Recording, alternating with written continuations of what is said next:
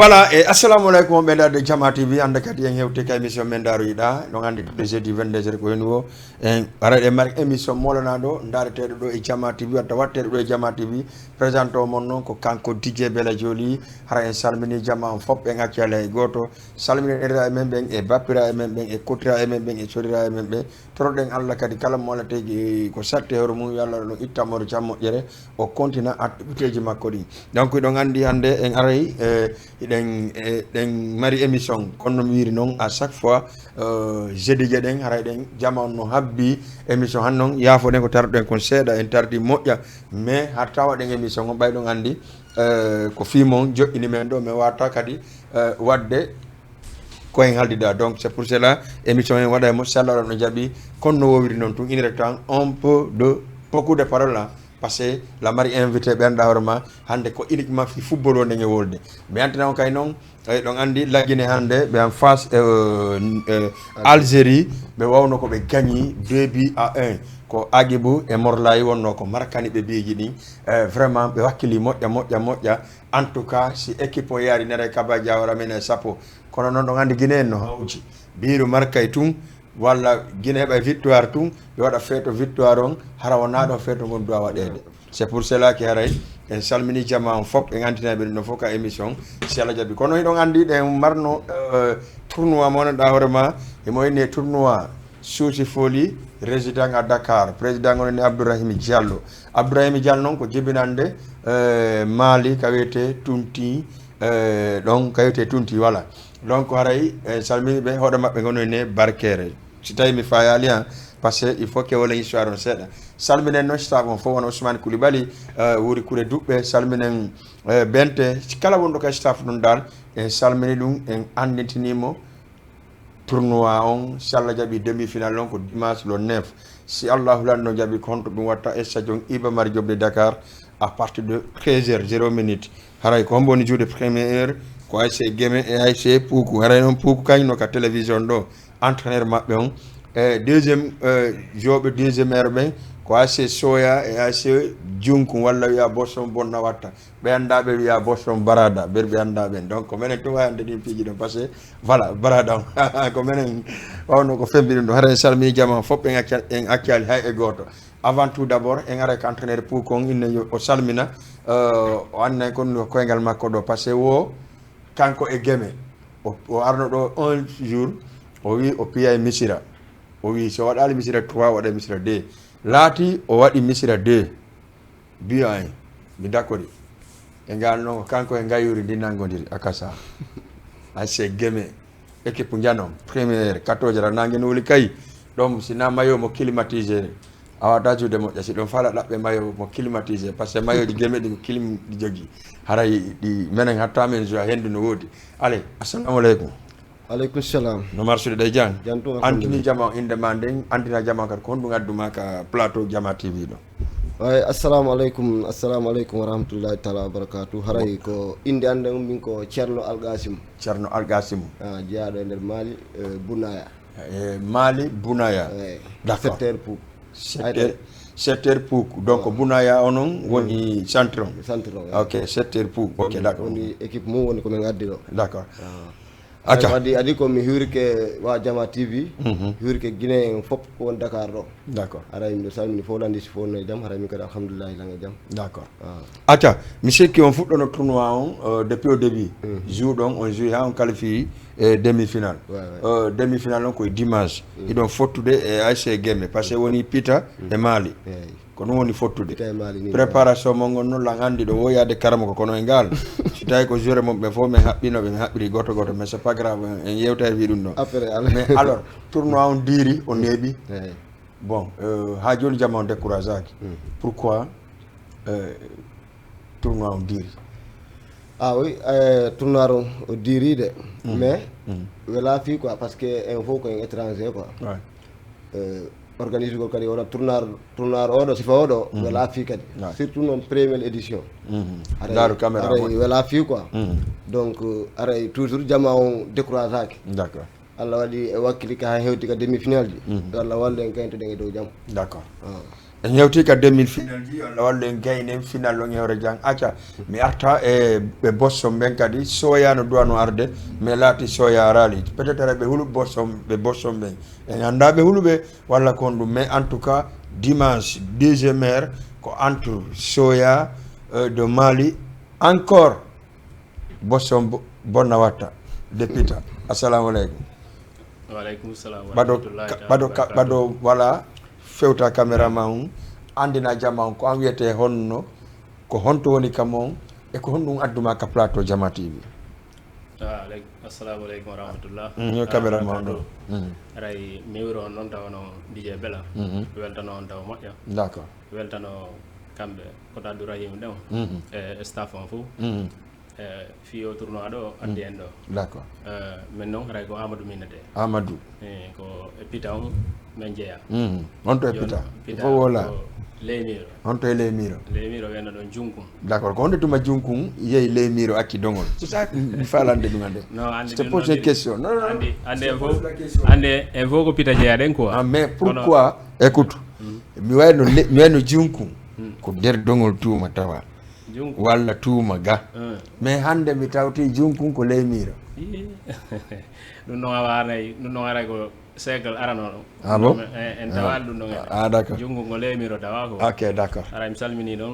jama jungu on fof dirigeant ɓe amen ɓen kotiraɓe supporter fof salminama entraîneur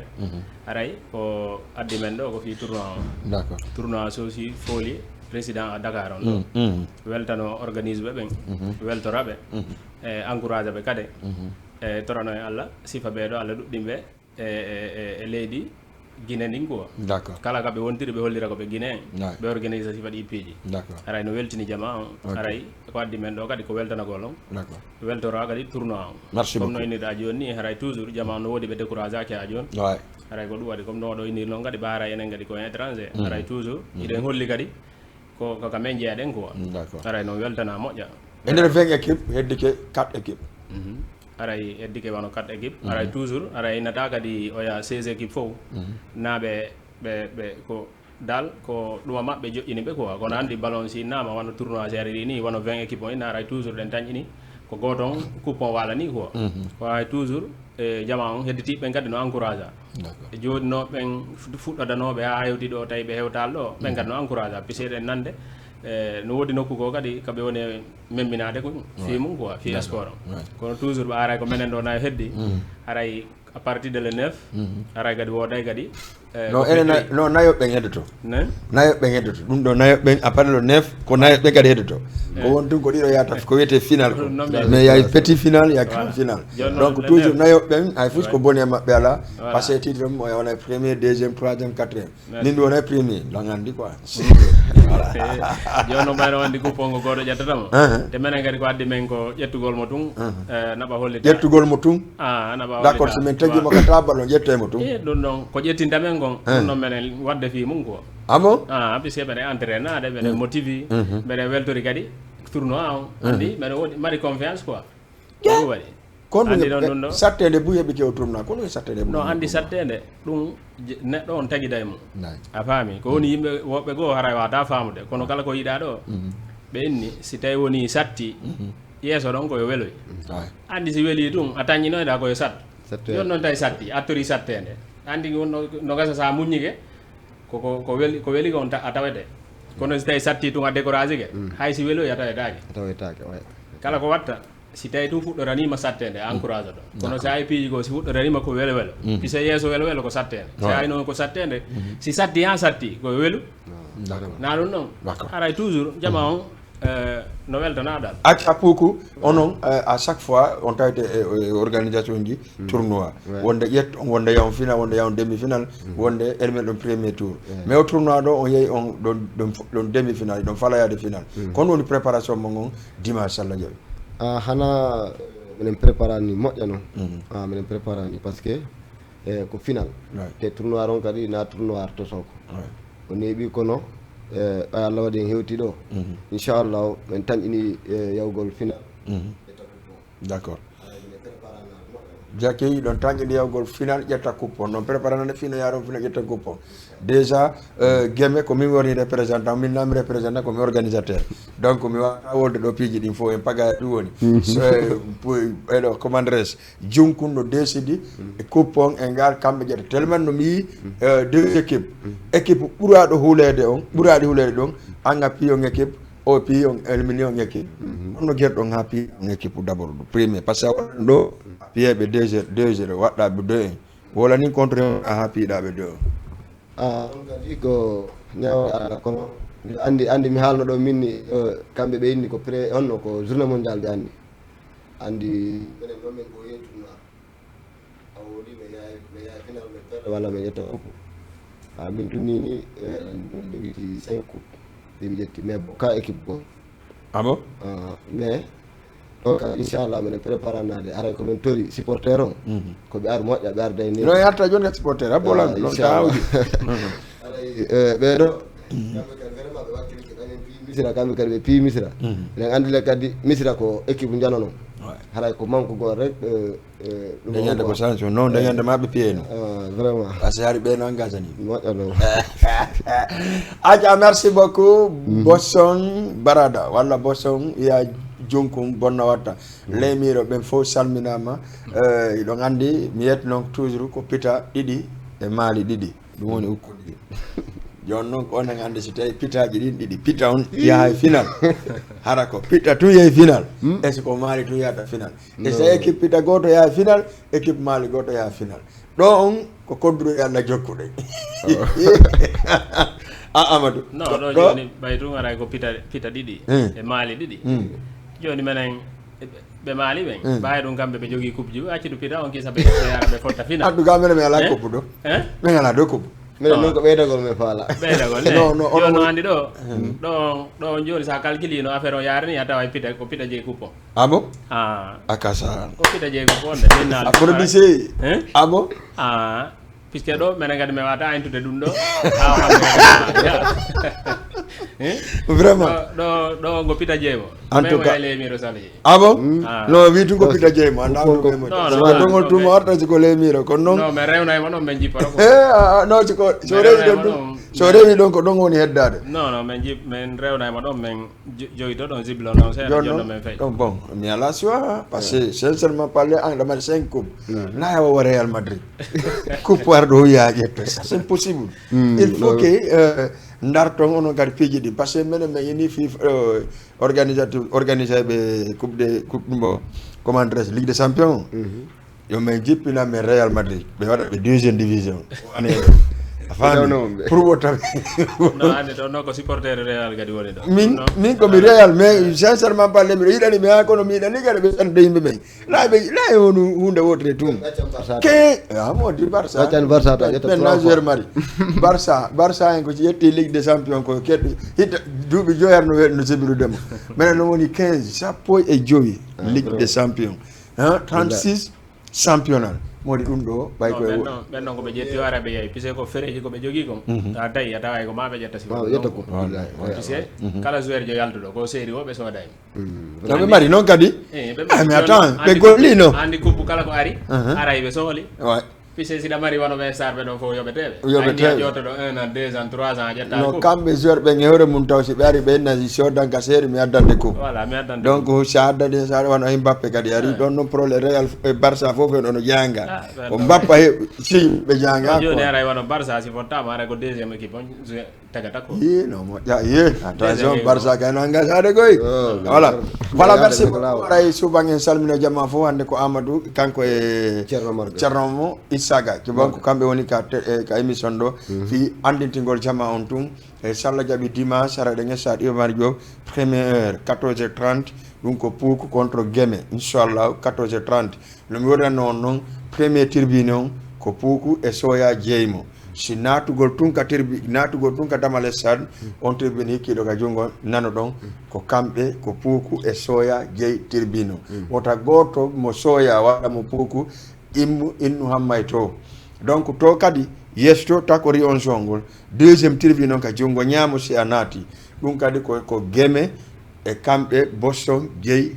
tribune teddungal e moɗon kala wonɗo jentade émission e nanɗo kadi émission yo holtuɗimmo jomum entrée waɗe 1000 francs entrée ka loge officiel waɗe 1500 ɗum ɗon ko wanno Amadou en donc e patron ɓe ɓeydaɓe ɓen ɗon ɓe wata jooɗade ka sonkata to il faut ɓe jooɗo ka loge officiel ɓe sooda biye mo 1500 ɓe jooɗo e jullere seeji ɓe ɓaaro kadi ɓe daara équipe maɓɓe on kamɓe Boston bonna watta so tawi noon soya piyiɓe ɗum na ella so tawi kadi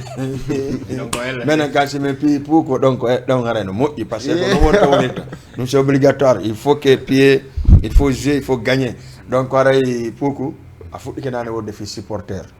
par ce que junkum wi on en ala supporter kamɓe mari supporter kamɓe wi en ala supporter par ce que no joni no dimanche ko jippira ko Samba Liɓa daro e Samba Liɓa taage woni awde bo ngu yanataake ko hon ɗum waɗɗa ko yewta supporter ɓen haray her sali junkum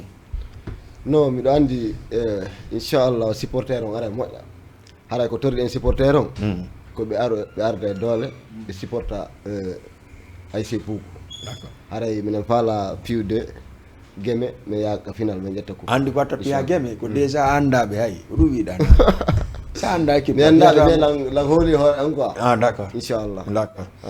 d'accord joni pour les supporters on parce que c'est sincèrement parlé stade Iba Mar Diop no ɗuuɗi frais il faut waɗidire en fof supporter on ara supporter on ara ka Pokuba Guéméba Soya Junkung hara stade on heeway anden ko demi final moƴƴuɗo wona waɗede c'est pour cela que kaɗɗen ha le 23 ko mi antina on le 23 juste woni final ngal c'est qualifié final le 9 le 23 ko final ɗum anta on dans 2 semaines waɗa final mi juulira inchallah dima ikkide ɗon on ko final ɗum haray ko yontigi prépare par ce que tournoi kadi suusi foli no fuɗɗitede nden ñande ka demi final min lancay par ce que heeɓi équipe uji arɗi par ce que e ngal en waɗa tournoi harana sifa o tournoi mo waɗɗen ɗo mo équipe peut être 16 équipe walla 12 équipe ɗum ɗo pettu watte si ɗum ɗo waɗama ndaare kadi le joueur ɓenɗa e ɗuma équipe uji moƴƴuɗi équipe uji kadi marɓe yimɓe organisé kadi tanke stade Iba Mar Diop liɓaka hara ko ɗon tournoi o jouete on faami si tawi noon ari liɓugol e stade on ɗum haray ko nuccinaɓe nokku goto ɓay haray nayine jeeyi stade on kono noon haray mi antini on ɗum ɗon déjà kaydeji ɗi moƴƴinama et tout ça haray ka final ka demi final kadi ka final inchallah haray chaque en jonte lewtere soutien ko naɓata ka quartier ji mum ka secteur ka yimɓe mum ɓen pour ara supportugol tourna woni noon 4 équipe uji ɗin fof woni gañiɓe woni ɓe gañaki yen andu ko enen gañi sara ko enen fotti Amadou Junkum no décidi hay goto ɓuraɓe to supporter déjà mi yiwno seeɗa ñande joni ɗon quart de final kono ɗum décide ɗon e hombo de wino nan wo kambela min na wo 300 supporter min no fandi adda 400 supporter ɓayɗa hooli hoore ma comme Junkumo mon mais kono ɗum wiɗa e supporter on kono ɗum mbaɗa ko sensibilisation supporter on e dimanche non supporter on joni ko minnata taw ɓay haray wono menen ga Junkung o menen ɗon menen asiri taw d'accord haray joni min invité kadi kala guinéjo wonɗo ɗo ba haray comme no explique ɗa ɗo ni wono affaire sport on ko jeunesse on dal ko guinéen fof jeeyi haray taw on innuɗo ko Mali walla ko ya tournoi gonɗo ko fof ar soutenant puisque onon hande guinéen ko wonɗon daranade guinéen kon nakode ka sport ɗum si ari côté ji ɗin fof ɗon hollirde hiɗon yiɗi laguine on faami kono ɗo ko tortoɗen kadi yiɗuɓe sport ɓen fof haray ndeññande ko ɗe ngabbiɓe stade Iba Mar haray noon minen wano Junkung so Allah jaaɓi meɗen tañƴini non Junkung lan hooli on par ce que lan hooli vraiment so wi on adda supporter on adda supporter non par ce que voilà kadi supporter toujours encouragé ay kadi équipe quoi encouragé ay joueur ɓe e so wi wano ñanden ɗa wono comme on équipe ɗon no men gagnodimo presque no tawa e supporter o way pise andi joueur ɓe yawa tawi kamɓe ɗi ɓe wakkili hay belesuɓe goo anda ari to woɓɓe goo no ɓe wakkili jugol way andi mene ɓen ɗon kamɓe tigi ɓe yii supporter on gowoni e wadde ka andi ɗon a jentoina jou a mewe ballore ɗum e sooƴa ono wonina suude toon ala yiide goɗɗo ka yaasi presque a décourage kono ndeñande kamɓe tigi ɓe tawɗo si ɓe defetiɗo aray moƴƴani no ala ko ɓe yalta ko ɗum waɗi ɓe andi supporter wurlay kay ɓerde joueur jo ko way joni so ɓe daari ɗon ɓe tawi dirbino fof no sooƴa on faami a taway weltinayɓe kadi quoi d'accord te ɗon kadi haray ɓe tañƴini ɗon si ɓe defeti haray no hulɓinaniɓe quoi puisque haray ko dal ko victoire ɗum arrangata ɓe joni noon ko menen tori kala guinéen jo neññande ɗi équipe mina hedditiɗo ɗo fof yo fof yew supportadi merci beaucoup ara kadi aynta no men woni jourde noon men ƴetta coupon haray toujours so ndaari kadi wano ko jama ara tan quoi puisque ɗo sa calculi ɗo no sendi ɗon tirbi noon déjà andi on naɓi pita feere on waɗo maali feere andi ɗon non andi kon sendiren noon puisque na menen fotata voilà merci beaucoup non enen en fotata geme e jung voilà jung soya e buuko fotata donc so kamɓe fottano kadi ɓe fotti ko ni waɗirende par ce que fiwoto ɓe haaɓu par ce que la andi bon piiji ɗi si émission inniki ay sikka gueɗe waɗata kono woɓɓe ara nerji ɗi wuuli quoi voilà ara nerji ɗi wuuli quoi donc a wawata ƴettude inna ɓenno goɗɗum ko ɗum c'est pour cela mais onon kon ɗum mi nani ɗon inna hay asiko nde ñande o gadda pour que son jamen gattede gara mi wawata on pi nde ñande so rena kay robot jo yeeto sella je parce que mamen gaño ma gaño ɗo ma gaño ɗo e ballon inchallah ay se gueme teddugal le mum pukuwo ma ɓe gaño on inchallah ma ɓe wiige andi si ɓe wino si Allah jaɓi ɓe gaño ɗon ɓe wi ma ɓe gaño on onon kay noon andi ɗon ko ma gaño ɗon ɓe inchallah aja merci beaucoup ara weltan ki jama fof ɓe gaccale goto aray ko ɗo mi salminta yimɓe wonɓe darde ɓe salmini noon président Chammala Bari Bantingue mo darde émission monsieur Mamadou Salou Leymiro kamɓe kadi ɓe darde émission o salminen kadi wano Hadja Djio Diallo ɓe salmino moƴƴa ɓe salminen kadi kanko Binta Pellel depuis to Kerembay Fall e salmino moƴƴa walla inna Grambao haray ɓe salmina moƴƴa salminen tigui danke mi salmina wano kadi wano Safiatou Camara mi yeggitali wano kanko Aminatou kayen kadi Ridis Aissatou Koundara madame la présidente en salmini ɗum moƴƴa salminen Jumayatou Aissa kadi salminama en tout cas salminen kadi wano Jumayatou voilà salminen wano Nege Julde Diawne donc wonɓe Adama Hawa Grand Dakar wonɓe ka Aissatou Bari depuis Grand Dakar aussi e wonɓe ka d'origine Sénégal o Guinéen fof walla d'origine Guinéen fof en salminama en accale hay goto welton ɗen kadi mawɓe men ɓe anda hoorema ko dongol tuma ɓe jeeya wano Modi Hamidou Kalilamban kamɓe kadi ɓe salminama moƴƴa hara en torodiri fi Allah hoti annabijo enen dongol tuma acce wonen hunde wotere wonen nene goto wonen baba goto ara wonani none goto par ce que sport wota sendu en sport on yo moƴƴini hakkude men wota sport sendu en donc ndalawol e kamɓe Kalilamban haray ɓe piruno ka tournoi men vraiment tournoi o dari ka quart de finale ka demi finale ji haray en torodiri kamɓe Modi Hamidou Kalilamban e kamɓe maketeɓe Modi mumini ndalawol ko kamɓe woni mawɓe ɓen Kalilamban e ndalawol ko kamɓe kadi fayɓe mum haaɓi hara en toriki en jeeƴi ɓe joƴƴinɓe fayɓe groupe uji ɗin ɗi kala ɓe jooɗo ɓe yewta fiino dongol tuma avancira hara minen min torike ɗum ɗon salminen kadi kala wonɗo mo dongol tuma 11 district ɗon fof ɓe gaccali hay e goto e mi weltanike on kadi donc mi antina on si Allah no ɗon jaaɓi ɗon andi ñande julde e bimbi julde hara ɗe mari concert molanaɗo waɗeteɗo honto ɗum ko maison de la culture Douta-Seck maison de la culture Douta-Seck noon eɗon andi ko Binette Diallo woni iwde Laguine ara kanko e Jossa taniraɓe si en iwi e Binette Diallo aren ɗo tawen bapita pay kun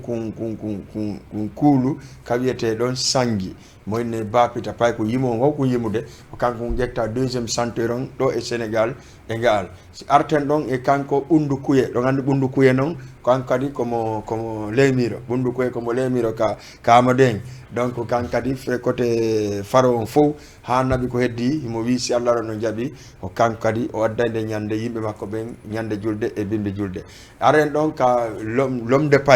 Paris ko payi ko Mali ka côté Bounaya on to walla côté Badougoula on voilà ɗin côtéji toon kan kadi mo wi si Allah no jaaɓi moƴƴay ɗo andi ɗe waɗi paare molanaɗo wiyeteɗo monsieur Ɓoy Dunduji mo Termese président Termese on union Termese merci Allah min Touré aussi ara salmina moƴƴa salmin Hadja Dieynabou madame la présidente kan kadi kay staff Hadji Halimata Dalen Diallo kamɓe kadi ɓe salmina moƴƴa salmina Jean Aissatou aussi madame la présidente encore ka parti ensemble pour le Sénégal o kanko woni présidente rewɓe ɓen ton hara kan kadi o salminama moƴƴa mo tawa e maremɓe ɓen salminen kadi ceerno onno kadi tawa e paremɓe ɓen he kala paare jokka alliance de la sous-région femme guinéen d'origine sénégalais haray o salminama on weltanama en waɗay tour de table wayno ɗen par ce que ɗon andi émission on wala gasine ɓatamo kala hota fawto yo seeɗa darta kadi émission o moƴƴa anda dimanche e stadion Iba Mar Diop si Allah waɗa no jaɓi haray ko soya ko atan ko puuku de Mali woni fodde Guémé de Pita première heure 14h30 minutes coup d'envoi haray ko teddungal Guinée o fof deuxième heure fottay ɗo kadi ko Junkun de Pita fotata kadi soya de Mali ɗum ɗon kadi ko 16h30 nde ñande ko demi final ɗi woni juude gaynuɓe ɗon wo le 23 kadi woni final ɗum si Allah no jaɓi perduɓe ɗon wo ko ɓen kadi jota 3e place ƴettoɓe 2e premier 3e 4e donc Allah noon woto 4e o tawre amen voilà acca haɗa ko ɗum marɗa ko waynoɗa ɗon wayno nde haray toujours ko wayntorami ɗo ko hewragol Guinée kala ko woni Dakar ɗo d'accord haray ko andintingoɓe tun o demi final wonɗo arde ɗo le 9 haray ɗen invité toon fof yo ar soutene fof d'accord équipe ɗi fof ko ɓuutu par ce que en fof koyen Guinée haray supporter on fof no habba e hoore doole e hoore jaam tami kadi d'accord haray wiya ɗon assalamu aleykum merci beaucoup Amadou ko momatɗa ko salmina ɗon wawa wayntade wawen jonde rendez-vous ñande go kadi aray mi salmina ɗon wono entraîneur amen mo Abdoul Long mo sellu mo Zakaria en modi addulen kadi dal e kala jokkuɓe équipe on d'accord salmina supporter ɓen e joueur ɓen fof kadi toroɓe kadi toujours courage comme no ɓe wowir noon ara le 9 comme no minni ɗon ka départ on tum ara nde ñande ko yawgol tum si men qualifié final ngal final ngal ara men jetta coupe on mais rew yak yame men jippora le miro ka rew junko so rewi gemme no jogi coupe so rewi gemme no jogi coupe men bulo kay coupe men ngak daw fe men jippora don men wala mo après men jippora don men na mo le mi merci beaucoup d'accord vraiment on weltanama onon kadi passé au respecti ko halda kon soya respectali Sadio Mampa be respectali passé halduno soya yo arwa dan fronté kambe e junku Guémé aussi mi naafi ko mi Guémé mi présenta ɗo Guémé de ko nane mo Guémé noddini o kanko mo yiwti ko joni o looti o natrini yaltrini c'est bon maintenant en tout cas demi final non ko dimanche ndam puccu ndan hollande si Allah ran o jaɓi kala kadi ɓurɗo supporter min anda o ɗo no ɓuuri adde supporter meɗen hooli puuku meɗen hooli soya meɗen hooli junku meɗen hooli Guémé meɗen hooli ɓe noon kadi ka jugol kono noon ka supporter meɗen hooli équipe uji ɗi vraiment adde supporter supporton équipe uji mon heɓe resite kadi e ɗum ɗo commandres tournoi o par ce que Abdourahimi o perdi mbuɗi bourse o tournoi o terendo yakare o perdi mbuɗi ko yata 3 millions 4 millions moins o perdi e mum e ɗum ɗo e terrain o vraiment haray il faut que wallidiren jamma on ara naata heɓen voilà ko jonnen ɓe ɓay kuppuji ɗi maɗi maintene ko halda kon si haldama ko ma mende si kaydi windama signama waɗama ɗum ɗon ko ma maintene donc yo Allah waɗu maintene en fof ko halɗen ko merci yara en salmini jama fof séréji ɗi fof en salmini ɗum salminen noon kanko Mamadou Salou Sow président ensemble pour le président parti ensemble pour le Sénégal kanko intira tournoi on si Allah jaɓi nde ñande haraymo ka terrain ɗon kanko intira tournoi salminen monsieur Sidi Ndeylo kanko le président de la JVDT on kadi jeune volonté de dongol tuma mi salmina kadi grand Souleymane Bari commissaire kamɓe fof nde ñande ɓe wi bela si Allahu langi kala autorité jo Guinée jo mo yiwɗon ɗo o memi kadi ka final mon si Allahu lan ɗon jaɓi Allah yen jour demi final on hewna jangana guere waɗali Sonko waɗali salminen monsieur Wuri Thialel le président conseil on ɗo kadi o salmina moƴƴa Isiaga Tok aussi kan kadi président jeunesse on Guinée on o salminama depuis Wakam Ibrahima Sori Ibrahima Diallo Didier Bouba donc Thierno Bari Sougue tout le monde Chérif Mali mi haccali hay e goto merci président Thiamala Bari Bantingel si Allah ran ɗo jaɓi en artoy kadi numéro go jeudi aroɗo ɗo gandata ko onon e binetti Mali woni ka téléphone ka émission men ɗo so Allah jaɓi onon e binetti Mali woni ka émission jeudi yontere hande à partir de 22h hara en salmini jama fof salminen technicien ɓen en tout cas preneur de son caméraman en accali hay goto ciao merci en jeudi prochain so Allah jaɓi